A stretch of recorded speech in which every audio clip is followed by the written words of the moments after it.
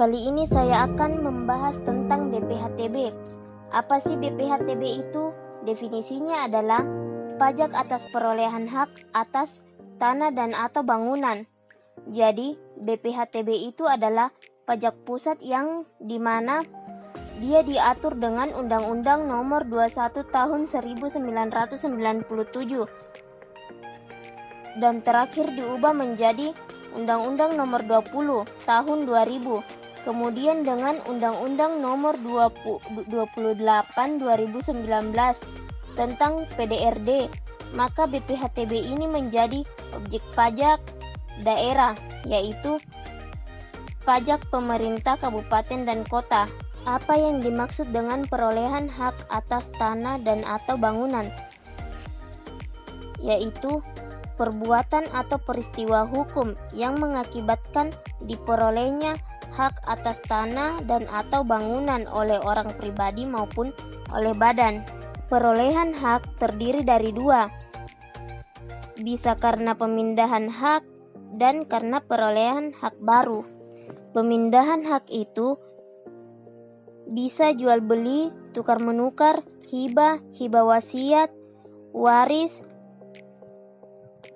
pemasukan dalam perseroan atau badan hukum, dan seterusnya. Sedangkan perolehan hak baru ada dua, yaitu ada kelanjutan dari pelepasan hak maupun di luar pelepasan hak.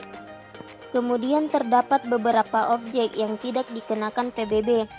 Apa saja itu? Yang pertama, objek yang diperoleh perwakilan diplomatik, konsulat berdasarkan asas perlakuan timbal balik.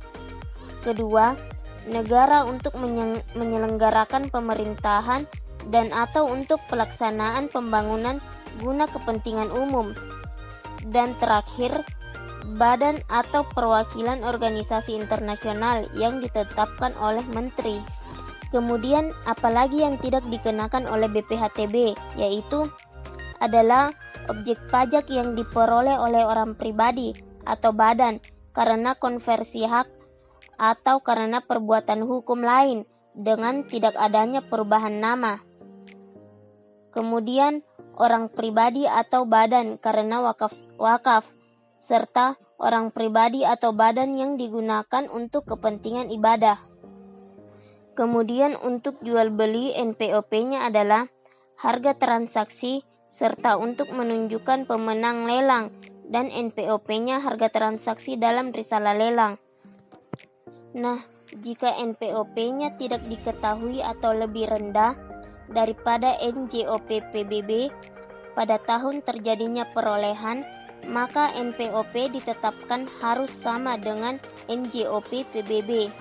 Kemudian NPOTKP itu selain waris atau hibah wasiat yang memenuhi ketentuan, yaitu paling rendah 60 juta, khusus untuk memperoleh hak karena waris atau hibah wasiat yang diterima oleh orang pribadi yang masih dalam hubungan keluarga sedara dalam garis keturunan lurus 1 derajat ke atas atau 1 derajat ke bawah dengan pemberi hibah wasiat termasuk suami atau istri.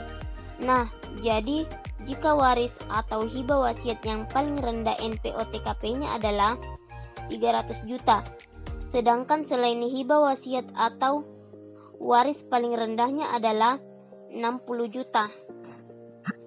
Kemudian NPOTKP itu selain waris atau hibah wasiat yang memenuhi ketentuan, yaitu paling rendah 60 juta, khusus untuk memperoleh hak karena waris atau hibah wasiat yang diterima oleh orang pribadi yang masih dalam hubungan keluarga sedara dalam garis keturunan lurus 1 derajat ke atas atau 1 derajat ke bawah dengan pemberi hibah wasiat termasuk suami atau istri.